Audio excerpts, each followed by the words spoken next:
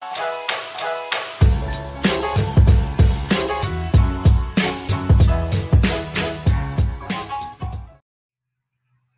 when you think back to some of the leaders you had who were your role models, is there anything that appeared to be missing for them that would have made them even better leaders, and something you've learned to compensate yourself?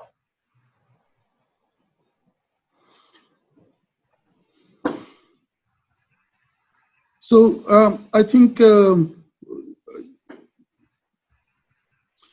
it depends. You know, when you work, when you are in an environment, a professional environment, you get you don't get only one role model. There are different people. So and you pick something from each of those people. There is with some, like I said, it's the communication style that you really appreciate. With others, it is just the way they recognize value and reward stuff that you really admire. In others, it's just the way they carry themselves, the way they respect themselves and respect colleagues and so on, that you admire. But one thing that I also think is important, it is knowing the people you work with. It is really, really important to know them. I've seen some people in some environment who do not even remember the names of all their colleagues, or they maybe know the first name but do not know the last name. So those are things that when I saw that happening, I said to myself, well, if I'm put in a similar position, the first thing I would do would be to actually know the people that I work with. Just coming in and saying good morning, so and so. How's your baby today? How's your child today? And so on is very, very important, because it's at the end of the day, the adult relationship is very important in a work environment. When people relate to you, they know that you care. They know that you consider them as a human being. You work together, so obviously you have a good team. So imagine that you're going to leave the organization where you are right now to take a different job someplace, and you've been there a couple of years, and you just determined now's the time to move on to the next thing. What do you want people to say about you at your leaving party? Great guy to work with, because. Yes, great guy to work with, because he had his eye on our common goal and objectives, but at the same time, very considerate, very respectful, valued our opinion, and also challenged us when he needed to do so, and basically inside within the organization didn't hesitate to I would use the same expression, really challenge us, push us, but when facing the outside group, outside people, always protected us, defended us, and really had a very large back to carry all of us and portray this decent image of the institution. Great. Now, when you look at how you lead people today, what's your biggest challenge? Sorry, what is that? What is your biggest challenge in leading your organization and in leading people today? And I even speak of the fact that, we're in the middle of COVID-19. In terms of leadership, what's your biggest leadership challenge today? So it is properly defining the mandate, the scope of what is expected of me. So, in development in general, it is very difficult to limit, to properly define, to put a perimeter around a scope.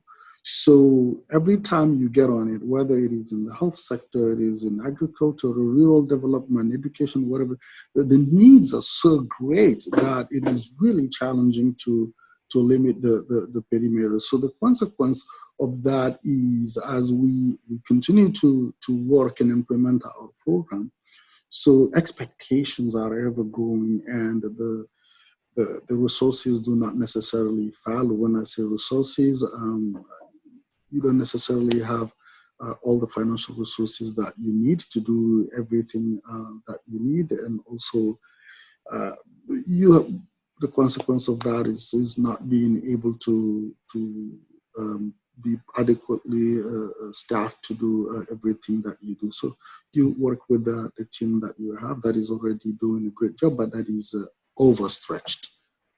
So that's a big challenge. They're overstretched. How Yes. else has COVID-19 changed your world? You know, you're helping roll back malaria, and it's very noble, and the world needs it. And I looked online, and I believe it was 600 to 800,000 deaths per year. Please correct me, per year due to malaria deaths. The world isn't thinking of malaria right now. The world's thinking of COVID-19. How has that shift in focus affected you? That is very interesting and a big question. Basically, it's the chunk of what we do right now. I think to address this, it is important to present the context a little bit. Malaria is a very, very old disease. It is, people say anecdotally that it goes back to the dinosaurs, but definitely it is one of the oldest diseases. It is so unfortunate that in 2020, malaria still continues to kill more than 400,000 people a year. Okay, so it's 400,000, not 600,000. More than 400,000 people. It's still a lot. Yes, yeah, it is a lot. And it is unfortunate that we still have more than 200 million cases a year. It is so sad and unfortunate that every 2 minutes a child still dies of malaria somewhere. With that said, since year 2000, all the partners, all the global community involved in the fight against malaria came together, worked as a very large and cohesive group of partners, and realized a tremendous, I would say, tremendous progress, because since 2000, more than 7 million lives have been saved from malaria, and more than 1 billion new cases of malaria were prevented. So that is a huge progress. With that said, we're looking at two trends right now. There are still about 11 countries out there that continue to carry the highest burden of malaria, that collectively account for more than 70% of all cases. With that said, there are, on the other hand, more than 40 countries, roughly about 44 countries, that have less than 10,000 cases and are considered within reach of malaria elimination. 10 of those countries are expected to eliminate malaria in the next few years. So that was the context we were in before COVID.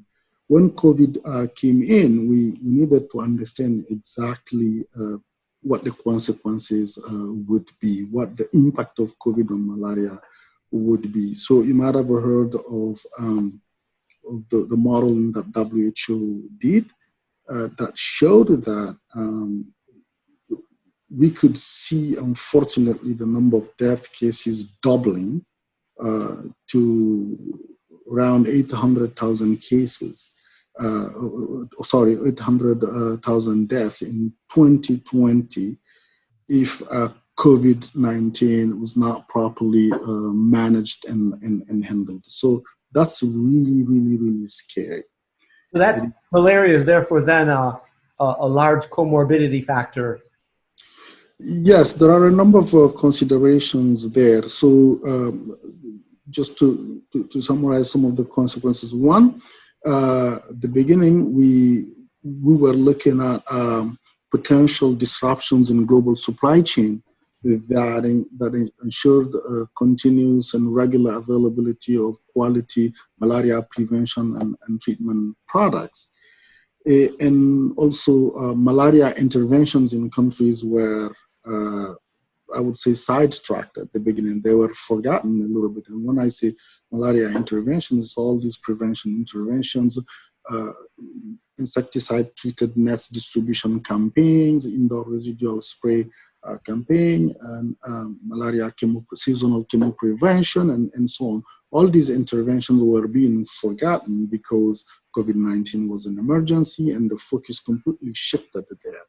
Financial resources were obviously being reoriented towards managing that emergency, and human resources were all being pulled into the COVID-19 response. The infrastructure were being mobilized, and communities had stopped or were stopping frequenting hospital facilities and so on. And obviously the health systems were also taking a major toll from that. So we had to, the global malaria community had to work on mitigating the impact on malaria, obviously, of the COVID-19 pandemic.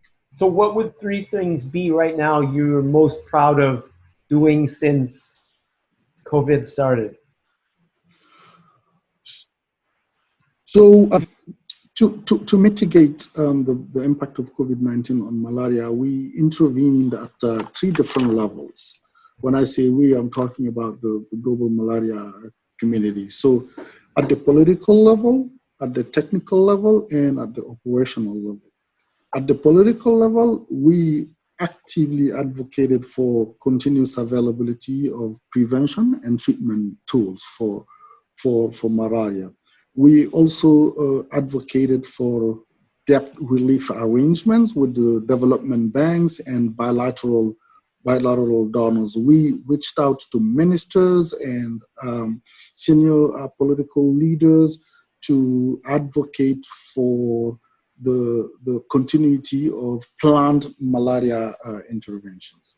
At the technical level, we worked on updating the guidance for the provision of malaria prevention services in the context of COVID. So we updated the guidances that existed to make sure that people can continue to do what they were supposed to do in a safe manner. And also we convened a working group on social behavior change to adapt the malaria prevention and treatment messages to the context of COVID-19. And all those are important, but most importantly, at the operational level, we provided support to more than 30 countries to reorganize some aspects of their malaria programs. And we continue to track the availability of essential malaria prevention and treatment tools in those countries, and also global supply chain. Meanwhile, we kept our eyes on the long haul as well. This last year was a global fund resource mobilization year, so we've been providing support to more than 40 countries in preparing and securing global fund allocations for the next 3-year cycle. So political, technical, social, operational, and operational milestone. Very good. Thank you. Now, coming back to you and your team, how do you inspire the team today? And in doing so, where would you place the team's level of motivation? I'm not sure I'm the right person to answer that question. My preference would be for what do you think they would say? What do you think they would say if I walked out? I frankly don't know. It's difficult to speak about what they think of me and how they see it.